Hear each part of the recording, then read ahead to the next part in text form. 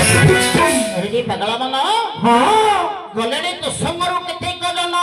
ତୋ ଆଗରୁ ଯେତେ ଜନ ପଳଣି ଗଣ୍ଠିରେ ବାନ୍ଧି ନେଲେ କେତେ ଧନ କିଏ ଧନ ନେଇଛି ଗୁରୁ ଗୋବିନ୍ଦ ନାମ ତୁଣ୍ଡେ ନ ଭଜୁ ଗାଢେ ମର୍ଜୁନ ନିତ୍ୟ ଧନ ଅର୍ଜୁନ କହିଲେ ଦିନେ ମଧ୍ୟ ତୁ ଗୋବିନ୍ଦର ନାମ ତୁଣ୍ଡ ଉଚ୍ଚାରଣ କରିନୁ ଏ ଯୋଉ ଧନ ସମ୍ପଦ ଯାହା ତୁ କଣ ସାଙ୍ଗରେ ଯିବ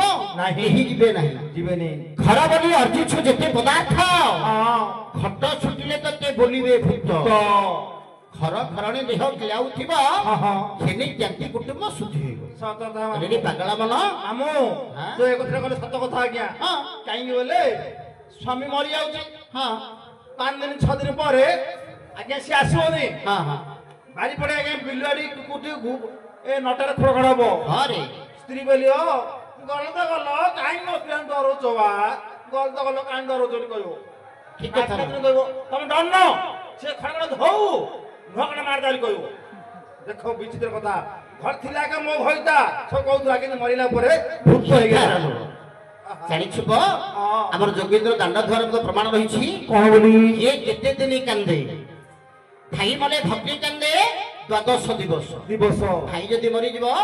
ଭଉଣୀ 12 ଦିନ ପର୍ଯ୍ୟନ୍ତ ହେତୁ ପକେଇବ 12 ଦିନ ଯଦି ସବୁ ଜାଗାରେ ଅଖା ଦେଇକି ଭରି ହେଲା ହସି ହସି କହିବ ପୁତ୍ର ହଇରେ ବାପା ଚା ନେଇକିନା ଛକକୁ 3 ଦିନ ହେଲା ପିଇସା ଗଲରେ କୋଉଟା ରହୁଛ ଚା ଛାଡି ଦବୁ ସେହି ତଦ୍ରୂପ ବାପା ମଲେ ଝିଅ କାନ୍ଦେ ଦ୍ୱାଦଶ ଦିବସ ସେଇ 12 ଦିନ ମଧ୍ୟ ଝିଅ ମଧ୍ୟ ହେତୁ ପକେଇବ ଆଉ 13 ଦିନ ହେତୁ ନଥିବ ସ୍ୱାମୀ ମଲେ ଭାର୍ଯ୍ୟା କାନ୍ଦେ ଦ୍ୱାଦଶ ବରଷ ଯଦି ସ୍ୱାମୀ ମରିଯିବ ଉତ୍ତମ ନାରୀ ହୋଇଥିବ ବୋଲେ 12 ବର୍ଷ ପର୍ଯ୍ୟନ୍ତ ହେତୁ ପକେଇବ ଆଉ ଯଦି ତୋର ଭଳିଆ ହେଇଥିବ ଏମିତି ଯଦି ହେଇଥିବ ଭଲ ଲାଗେ ମୋ ମୁଣ୍ଡ ଦେଇକିନା ଭୋଜ ଶୁଣୁନା ଏବେ ରଘୁଆ ଗୋଡ ମଲା ରଘୁଆ ଗୋଡ ମଲୁ ନା ଆଣ୍ଠୁ ଆଟିଆ ସିନା ନୁହ ଭଲ ଆଉ କୋଉଠି ନୁହ ସତ କଥା ସେମିତି ଜାଗ ନା ତୁ ଭାବିଥିବୁ କିନ୍ତୁ ମଲା ମୋ ମୁଣ୍ଡରୁ ଅଳୟ ଗଲା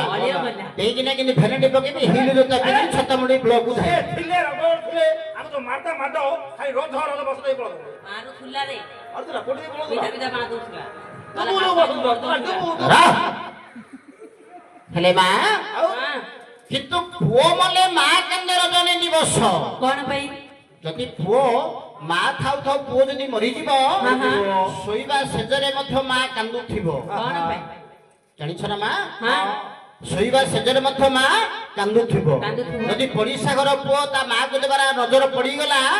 ସେ ମନରେ ଭାବିବ ମୋ ପୁଅ ଥିଲେ ମଧ୍ୟ ମତେ ଏହିପରି ଦେଇଥାନ୍ତେ ତେଣୁକରି ଛୋଟା ହଉ ଅନ୍ଧ ହଉ କଣା ହଉ ହଉ ପୁଅ ଘରେ ଥିଲେ ମା